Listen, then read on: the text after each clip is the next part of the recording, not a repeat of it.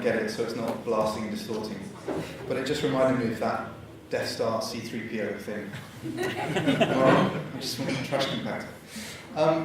Thanks very much for inviting me. It's really nice to be here. I'm from Basingstoke, so don't hold that against me. We don't really have a game hub in Basingstoke, so I have to borrow this one for a bit, and it's very kind of you to let me. What an interesting talk that last one was. I don't know if Danny's still here, actually. Oh, you're there. I thought you'd gone because you were sitting there, so I don't embarrass you. No, it was really interesting, actually, a perspective on a situation that I don't hear very often when I'm talking to teams, where you have a kind of groundswell of support right from the genesis of the project. So it's fascinating to hear how you've been able to have the choices and the choices you've made as a result. But I'll be honest, the most reassuring thing that you said in the whole talk was just one word, and that was GIF. Now, GIF or GIF? GIF, hands up? Okay, GIF. See, to me, I don't know anything else, but GIF is a cleaning product. Thank God for that. I do lots of international events, and I get really worried when people start talking about GIFs. Apologies to the people that do talk about GIFs. I'm not, anyway. So, hi, I'm Phil Elliott. I run an initiative at Square Enix, and by the way, thanks for the Deus Ex slide. We do actually have a legal team assigned to anyone that uses slides of the Deus Ex pre-order without permission. So, that's good that I've got your name.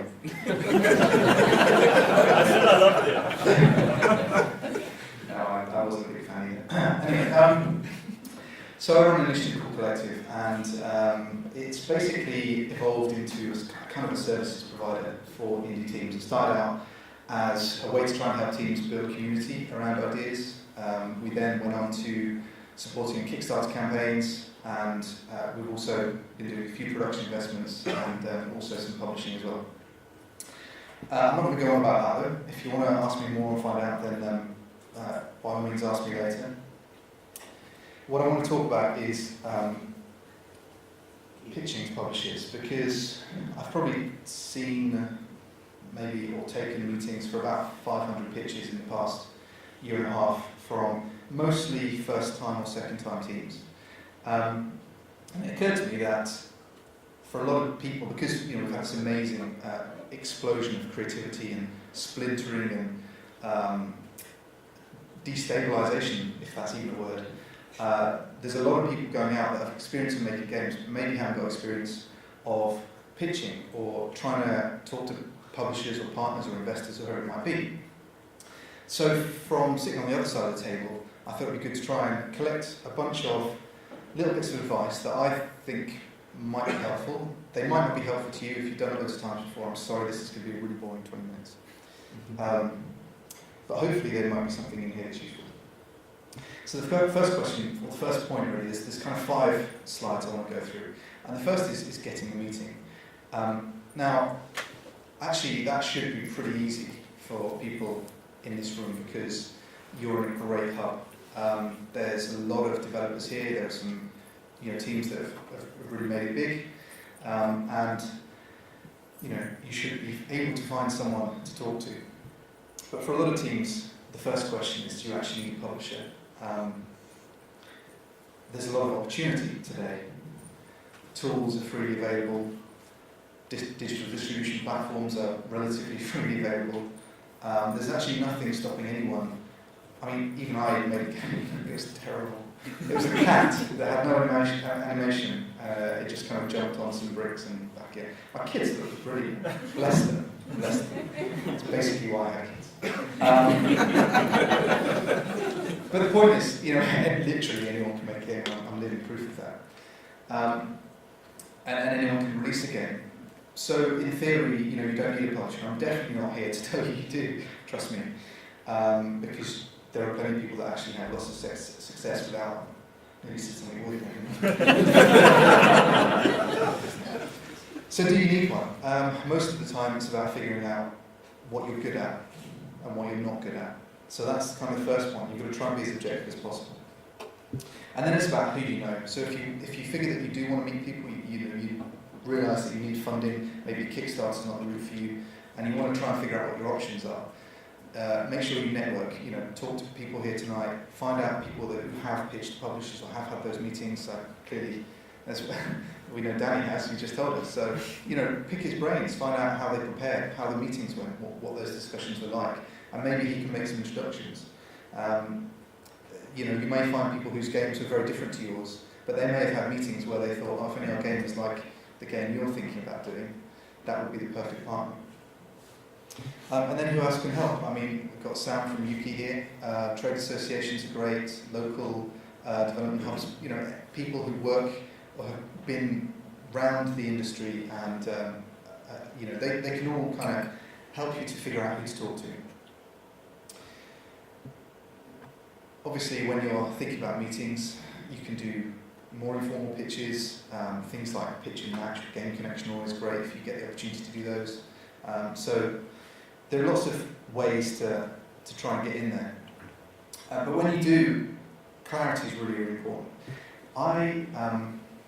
Usually, if I do face-to-face meetings, it's in an environment like a pitch and match or Game Connection, where it's like business speed dating, and you sit down at a table and the other person sits down, and then you've got to try and race against the clock before the half an hour is up and the next person comes along to take your table. And obviously being British, I'm sorry, I don't want to put anybody out, so if you like, someone's waiting. You don't want to be awkward, do you? I mean, it's the worst thing. But it sometimes takes a surprising amount of time to figure out what someone's game is. So, who here is making a game? Great. Okay, keep your hands up without lactic acid buildup. And who here is also brave? Yeah, come on. Okay, so who would like to volunteer to explain what their game is in 10 words or less? You're really keen, so definitely go, shout big voice. My name's Okay, my name's that's 3 words. You can start again. Okay. Brick Switch is a puzzle game where you slide tiles. Okay, yeah, good. That was 10. Bang on. Anyone else? Yeah. Making a game where you run a mining sim and the staff that work for you are Too late. agents. Sorry. I missed the last 6 words. Go on then. 2D cinematic adventure game inspired by great like Flashback. Yeah, that works well. Yeah. Flashback and then the anticipation and the hype can just build from there. Cool. Anyone else want to give it a go? Yeah, that. Dodge bullets, steal powers, crack wise in Deadbeat Heroes. I have to say, actually, that's all pretty good efforts, but it's quite hard to do. The point behind it is obviously when you sit down at a meeting, you've got to say, I don't say, right, you've got 10 words, go. That's not what it's like. You've got maybe 12 or 13 words. But the point about it is, what you want to do, the first question is, so tell me about the game. Can you really, in 1 or 2 lines, just explain what that game is, and make sure that the expectations between you and the person you're talking to are as matched as possible by the end of that. And it's something that I'd really recommend you think about and actually practice. I know it sounds weird, but write it down, practice it, so that when you say it, it's just, whenever, it's not just the meetings, but it's when you're networking afterwards. The first thing, it's almost like your opening line of a date. What's your banter? What's your line? So what is your game? Next thing to figure out in terms of clarity, what do you offer? Be honest with yourselves. You might have amazing art, but you may be really bad at netcode, or the other way around. Or if you're like me, you're not really good at anything, but don't tell anyone that. I'll be rubbish in a pitch on the other side of the table. But what are you bringing? Try to think as much as possible about the end game and figure out what you're going to need.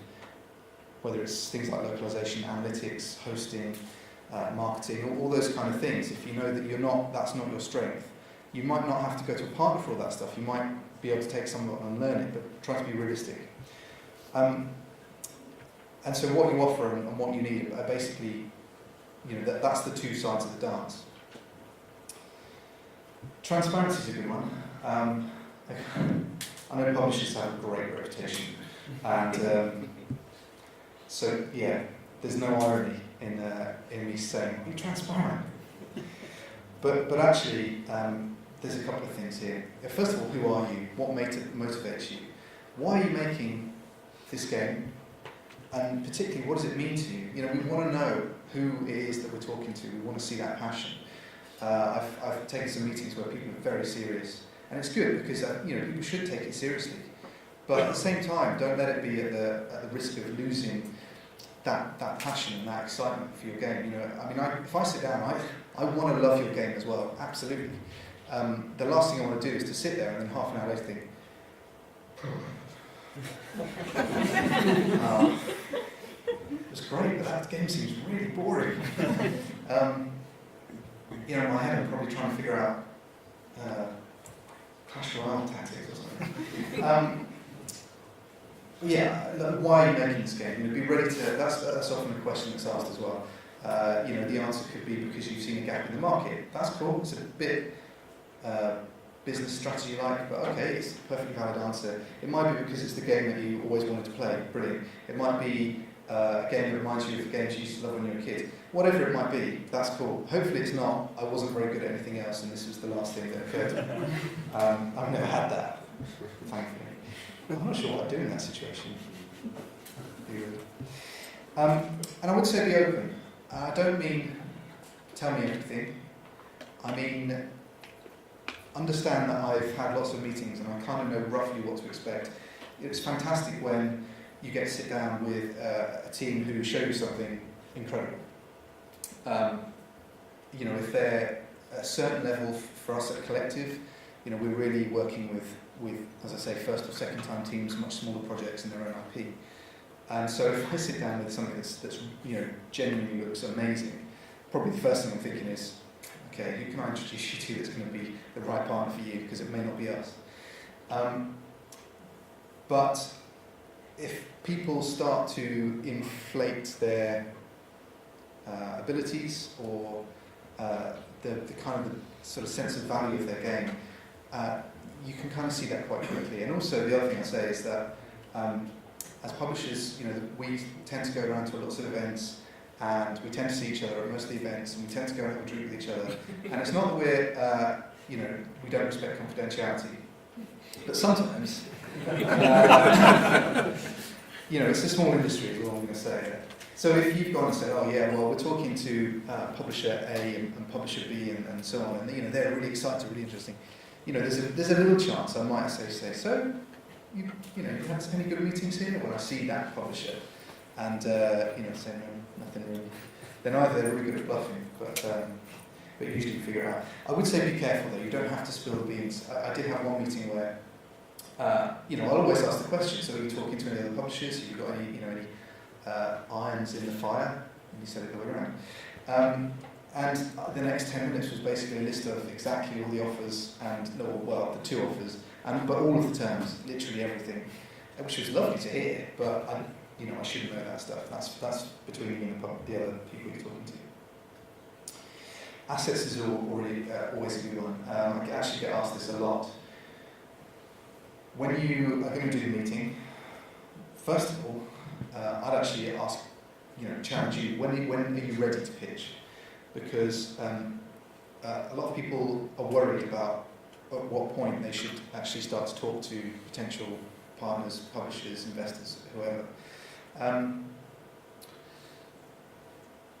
Basically, it comes down to risk. If you want to be the most appealing project to a publisher, then you probably want to be I don't say the least risky, because that may be dull, but you want to be able to show what you can do. I want to be able to look at something and say, yeah, okay, well, this is a no-brainer. You know, this looks great. Okay, well, I can see the capability here, and that's a big kind of question mark. So you don't always need to have a playable demo or even a vertical slice or anything like that. You know, sometimes that can be done with images or even a curated video or something like that.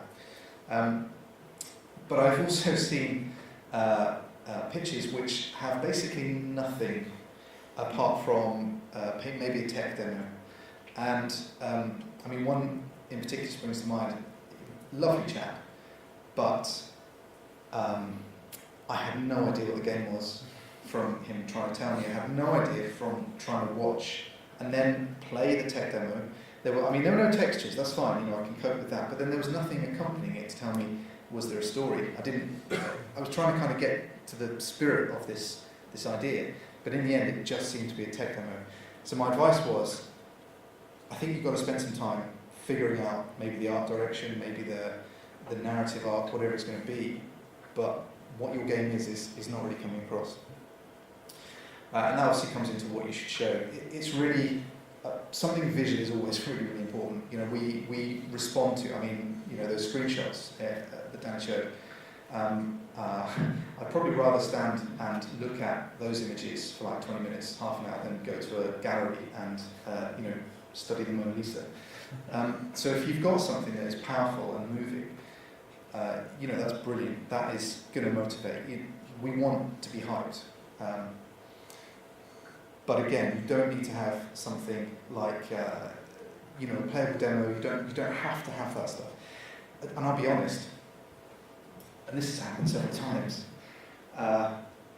If you give me a controller and ask me to play your game, that's probably the worst thing you could do to make your game look good.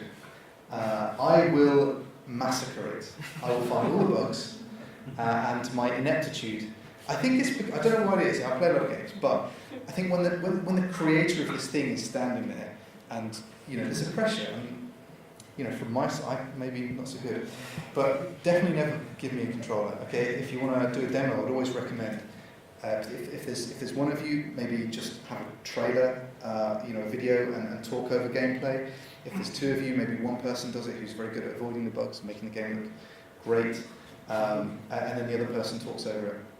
But I don't need to touch a game until I can do it in some secrecy and not embarrass myself. But I think the most important thing is, ensure that by the time you finish that meeting, or you've emailed off that pitch, or whatever your communication method is, make sure you really feel you've nailed your vision. Make sure you feel you've done that justice, that you've got everything out of it that you can get. Because what a shame if you haven't. I know that hopefully partners for release, and I don't want to say the word publishers too much because I'm not sure that's so relevant these days, but publishers or service providers or whatever it might be, there are more of them and they're a lot more accessible to small teams now, which is brilliant. But you still don't get that chance to do it. You might only get a couple of these meetings in a year. So do yourself justice. A quick word on deals. If you've kind of done this stuff before, then this will be really obvious. But if you haven't, basically deals are real simple. They come down to need versus sacrifice. So what do you need versus what are you prepared to give away? Normally the sacrifice is some kind of revenue share, or less and less I hope it's about IP. I think increasingly it shouldn't be about IP, but it depends. If a publisher or the partner is coming in and funding the entire production, and you've got to be realistic. If you're being paid to make a game, you've got to figure out what's your need. If you need all the money and someone else is taking all the risk, then you've got to figure out where that level of sacrifice is. Who brings what to the table? This is a kind of referencing back to the what do you need versus what you offer. And at this point I would say try to know who your target partners are and understand how they work. Looking at comparable products that they may have released on platforms, genres, whatever it might be, just kind of scales of games. So that when you go in, you've got a good sense of what it is that you want them to provide. And then ask. Something I hear time and again is, when I'm talking to other people who sit on, I guess, this side of the table, is, I can't believe they just didn't ask about this, or, it's your game, okay, you're going in there, you need to know what you're going to be able to get for this. So don't be afraid to ask. If you might, the worst that can happen, if you say, well, actually, I want to keep 99% of the revenue, okay, the person might turn around and say no. At that point, the person might just say, okay, goodbye. But, if you need certain services, if you want certain things from your marketing or from your QA or from your networking, whatever it is, make sure you ask, and don't be afraid to kind of have a list of questions prepared. And definitely do your research. I sort of covered that already. So that's it really. Just a couple of things on community building, which is again why I thought that, as I said, Danny's talk was really interesting, because what I see with most teams is they start from zero and they don't have the opportunity to actually get that great sort of start, and then I don't want to say the luxury of going quiet, but generally it's people who are trying to build up to something like a crowdfunding campaign or to something like an early access. The first thing I'd say is if assuming there's more than one of you, if there's one of you, then this is a really easy question to answer. Hint, it's going to be you. But if it's not, think about who is the most adept, I guess, at being constantly sociable. I'm also head of community for Square Enix in London, and I'm not a very social person. And it's weird because a lot of community managers I meet don't really like other people. I don't know. I guess maybe managing one line is preferable. Maybe. But the key thing is that it's something that you've got to be wanting to do. It's really, really hard if you actually don't really want to do it. And particularly, if you do go through some struggles, or there's any kind of backlash or negativity around, then it can be immensely hard, to grow a tough skin. If it's not something that you're already kind of good at, this is a very horrible process. Think about what your community is also for. It might be for different things at different times. So it might be for awareness at one point, it might be for testing another, it might be for sales at a different time. So try to tailor your approach to at what point you are at as a studio. And you may, I think you'll find that your techniques will differ quite significantly. Again, I should probably move some of these boxes around because clearly, I'm spoiling my own slides. But it's really hard to kind of keep it up. When I was in journalism and people asked me, how's the best way to get into media or writing? My answer would be, go and write a blog. And they say, I've been writing a blog. Okay, how long for? About 6 weeks now. Okay, great. Come back to me after a year, and then I'll be impressed. Anyone can write a blog for 6 weeks. Most people can do community management for 6 weeks. Doing it for a year is really hard work. Briefly on what to show. Again, a lot of this is very similar to the pitching stuff. That 10 word, that's inflation. That 10-word summary is also absolutely important when you're talking to your fans and to media and to anyone else who's going to help you spread the word. They need to know exactly what your game is. You've got to communicate with that really well. In terms of what you can show, that's going to be different for different teams. And different things are going to work, so there's not really a silver bullet on that one. But you have to make sure, again, apologies Danny, I'm referring back to what you're saying, the art of the seduction, if you like. I think that's, what was it, visual impact? First visual something. First visual contact. I remember it. So, that is super, super important when you're going public with stuff. So make sure that what you are going to show, firstly, is representative of the game. Because the worst thing you can do is show something that just doesn't tell people about the game. I see this a lot when we're helping teams with Kickstarters, for example. And they'll want to kind of put the lead image as like a kind of a box art or even a logo. It means nothing. If you've got a well-established franchise, then okay, maybe that can work. But if you've got original IP and you don't have the luxury of a big history in the development business, you've got to get people in with that, probably the one image they'll see, make an impact, but make sure people understand what the game is. The other thing I'd say also about video trailers is, for the same reasons, get into gameplay in the first 10 seconds. I see a lot of trailers for teams, and to be fair, I think they're just kind of looking at what's out there and trying to copy that because maybe they've got no direct experience. But when people are submitting pitches for the collective feedback platform, and they've got a video trailer, and it kind of opens with the logo, and then it fades into another logo. And then a line of text, one day, in a world. And then it moves on to another line of text. And at this point, 99% of your audience have stopped watching the video and gone and done something more interesting. Because they have no idea what they should be hooked into at this point. What's the game? Get into gameplay. One of the smartest trailers I saw recently, actually, was one that flipped out its head, and it did the logo, and then it did another logo quite quickly, and then it did like insane bursts of like half a second of gameplay. This is a really fast and furious game. And then it kind of went back and did the narrative line, and then it did some more really frenetic kind of bursts of gameplay. And it was cool because it kind of mixed it up, but because it was a really fast-paced game, those little bursts gave you a sense of, okay, cool, this looks interesting.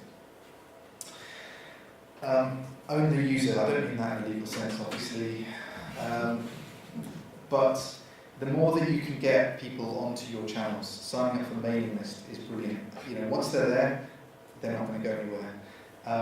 You've got them there, and when you do need to communicate, when you've got something to show, then that's great. Generally speaking, if you go to Kickstarter and you've got 1,000 people on your mailing list, and you can communicate with them in the first couple of hours of that thing going live, then you've assuming what the Kickstarter release is what they thought the game was going to be, then you've probably got a good $5,000 or $10,000,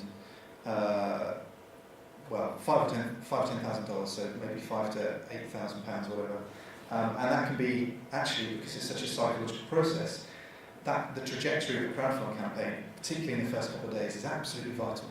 So the more people you can get to communicate, whether it's mailing lists, whether it's social channels, whatever it is, then that's a real investment for the future. It's like when people tell me about pensions. They say the more you put in before you're 30, the better it is. I never quite worked out the maths of that, but I think the principle's the same. What I would absolutely say is, finally, keep pushing all the doors, all of them. Any doors you come against, push them. That's a metaphor, just to be clear. So I hear fire alarms going on. The thing, I see it again, I sort of talk to people and they're kind of often feeling a bit sad about the way things have gone. I say, well, what did you ask? Who did you talk to? And it kind of disappoints me a little bit when, in the space of a couple of minutes, I could give people 10 ideas of new things they could try. And it disappoints me because, I guess I can speak from a point of experience, but those ideas are all out there. It's not rocket science. Talk to people, ask people. The worst that can happen is someone can say no. That doesn't hurt. I mean, it's a blow to the ego sometimes. But if you don't ask, then the answer is never going to be yes. Unless you're really lucky. So, I don't know if we've got time for questions, if we want to do these after. It's usual, cool. Otherwise... People, you're going to be hanging around for a little bit? Yeah, a bit. As long as no one tries to sip my water. Okay, that's how you can get in contact with me. But many thanks. Thank you.